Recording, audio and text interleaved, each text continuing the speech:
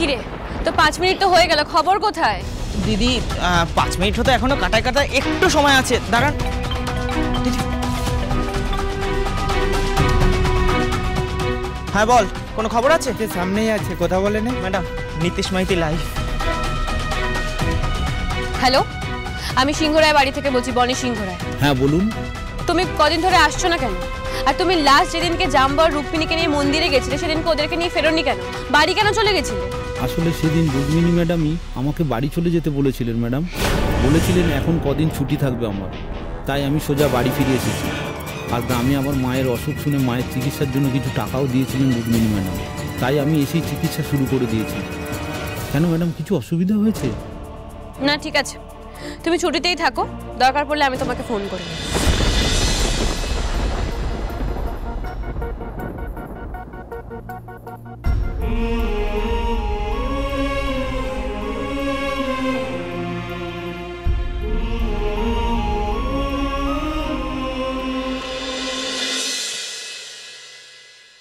দাদা বলছি, ইনি রুক্মিণী সেনগুপ্ত, এই চত্বরে প্রায়ই আসেন।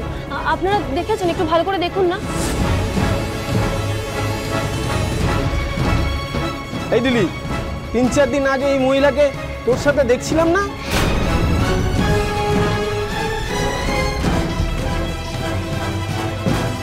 সত্যি করে বলুন, চেনেন এনাকে? কোথায় আছেন উনি? কোথায় গেলে পাবো ওনাকে? আমাদের এক্স্যাক্ট ঠিকানাটা দিন প্লিজ। আরে দাঁড়াও দাঁড়াও দাঁড়াও, আরে ছবিটা তো দেখি আগে ভালো করে। না না, আমি নাকি চিনি না। আপনি মিথ্যা কথা কেন বলছেন? উনি তো বলছেন আপনার সাথে দেখেছে ওনাকে। আরে জগন্নাথ তো চশমা আছে, উনি তো চশমাটা পড়েন না, চোখের পাওয়ারটা বাড়ছে। আর কাকে দেখতে কাকে দেখেছেন এসে এখন ভুলভাল বলছেন। আরে আর 2-3 দিন আগে উনি যার সাথে আমাকে দেখেছেন তিনি তো আমার বোন। আরে দাঁড়াও দাঁড়াও, তোমাদের বিশ্বাস হচ্ছে না তো? দাঁড়াও জগাদা, দেখো তো, দেখে বলো কিন্তু, মানে আমার সাথে আগের দিন এ ছিল তো, বলো।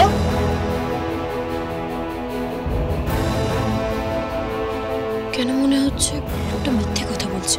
দোকানদারকে চোখে চোখে ইশারা করে কিছু বলতে বারণ করবে না তো? না না, মানে আমারই ভুল। ওই রাতের অন্ধকারে দেখেছিলাম, মনে হয় আমি ভুলই দেখেছি। এতটা ভুল কি করে হতে পারে? কেউ এখানে ম্যামকে দেখেনি? এটা সম্ভব? এটা কি করে সম্ভব? আর এত বড় ভুল হয় কি করে? কারোর চোখে পড়লো না এটা?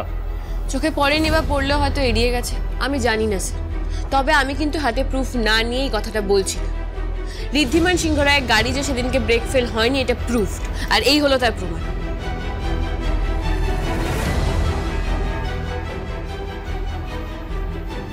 হ্যাঁ সব বুঝতে পারছি এবার, কিন্তু প্রোটোকল অনুযায়ী। আমি জানি প্রোটোকল স্যার, আর আমি এটাও জানি যে আমি এখন আপনার সাথে প্রোটোকলের বাইরে গিয়ে কথা বলছি। কিন্তু এটাও তো ফ্যাক্ট যে আমি এটা প্রমাণ করে দিয়েছি ইনভেস্টিগেশনটা ঠিকভাবে হয়নি। আর যেহেতু এটা আমার পরিবারের ব্যাপার, সেটা এই ভুল ইনভেস্টিগেশনটা কোনোভাবেই আমার কাছে অ্যাকসেপ্টেবল নয়। সেই জন্য আমি আপনাকে রিকোয়েস্ট করছি স্যার, প্লিজ এই কেসটা রিওপেন করতে দিন, আর এবার এই কেসটা আমাকে ইনভেস্টিগেট করতে দিন। বেশ ঠিক আছে, কিন্তু তোমার সঙ্গে আরেকজন থাকলে ভালো হতো। আচ্ছা স্যার, উনি আমাকে এই কেসে হেল্প করুন। বেশ ঠিক আছে, তুমি তাহলে কেসটা রিওপেন করো। থ্যাংক ইউ স্যার, কিন্তু আমার আর একটা রিকোয়েস্ট আছে। কি? স্যার, আমাদের এই কেসটা রিওপেন হওয়ার ব্যাপারটা সিক্রেট রাখতে হবে, কারণ যদি জানাজানি হয়ে যায় কেসটা রিওপেন হচ্ছে, অপরাধী অ্যালার্ট হয়ে যাবে।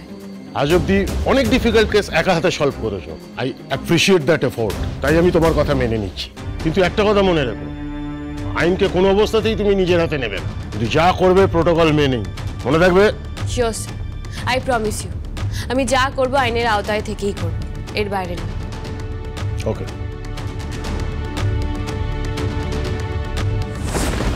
না ফোন নাও, মিথে মিথে আমাকে সন্দেহ করছিলে।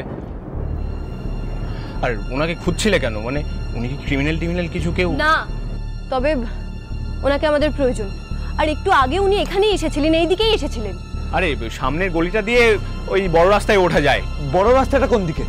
সামনের গলি দিয়ে যাবেন, সোজা গিয়ে ডান দিক, তারপর একটু গিয়ে আবার ডান দিক, তারপর সামনেই দেখবেন বড় রাস্তা। ধন্যবাদ দাদা।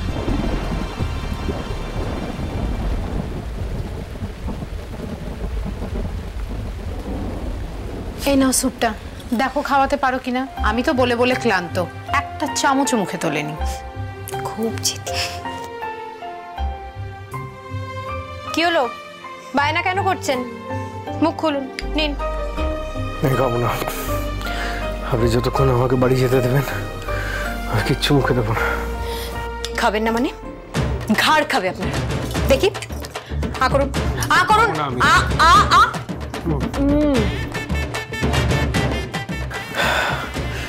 আপনি কেন এরকম করছেন বলুন তো? কেন আমাকে এখানে বন্দি করে রেখেছেন? কেন আমার বাড়ি যেতে দিচ্ছেন না? কারণ আমি কিডন্যাপার আর আপনি আমার হাতে কিডন্যাপ, তাই আমি আপনার কথা শুনতে বাধ্য নই, আপনি বাধ্য আমার কথা শুনতে। আর আপনি নিশ্চয়ই জানেন আমি কতটা ডেঞ্জারাস, তাই চুপচাপ আমি যা বলছি করুন। যদি আপনি কোনো এক সময় মুক্তি পেতে চান তাহলে আমি যা বলছি সেটা করুন, নইলে কিন্তু। নইলে কি?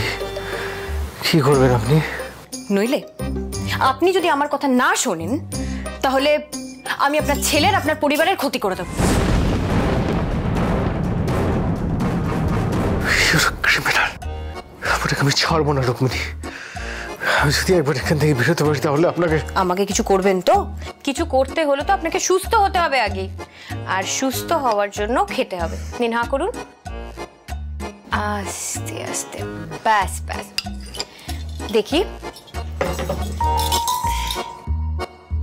আমি একদিন বাড়ি না ফিরে সবাই কত চিন্তা করে, আপনি দিনের পর দিন আমাকে এখানে আটকে রেখে দিয়েছেন। ওদেরকে বাড়িতে সবাই কি করছে, কেমন আছে আমি কিচ্ছু জানি না। সব কিছু আপনার জন্য হচ্ছে। কিন্তু আমি যে কাউকে কষ্ট দিতে চাইনি ঋদ্ধিমান বাবু, তবু আজ আমার জন্যই আপনি আর ওই বাড়ির সবাই কত কষ্ট পাচ্ছে।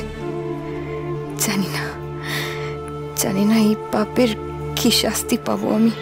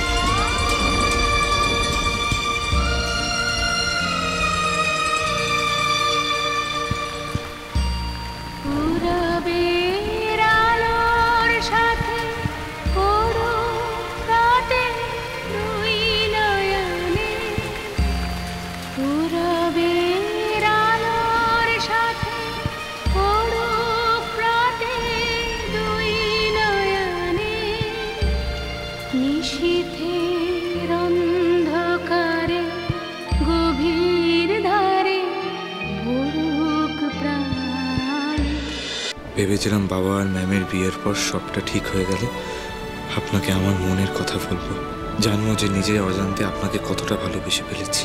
কিন্তু কিছু বলার আগেই সবটা উলটপালট হয়ে গেল গঙ্গা। কে জানে আর কোনোদিনও আমি আপনাকে আমার মনের কথাটা বোঝাতে পারবো কিনা।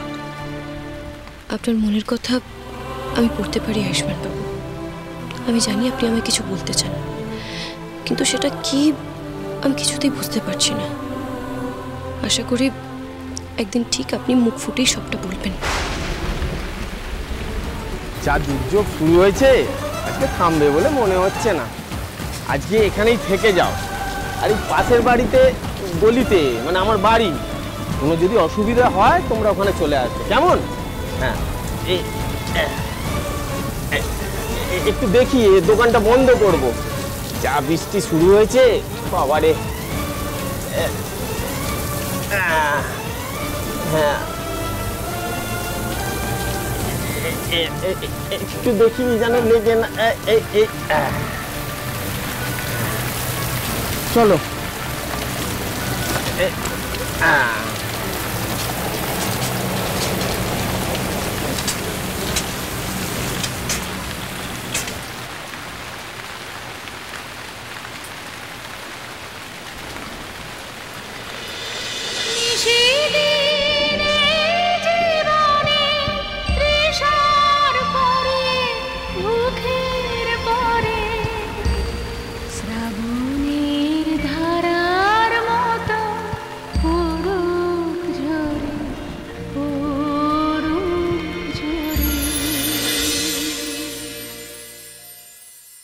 জাম্বোর কেসটা আবার রিওপেন হচ্ছে, এবার ইনভেস্টিগেশনটা আমি লিড করব।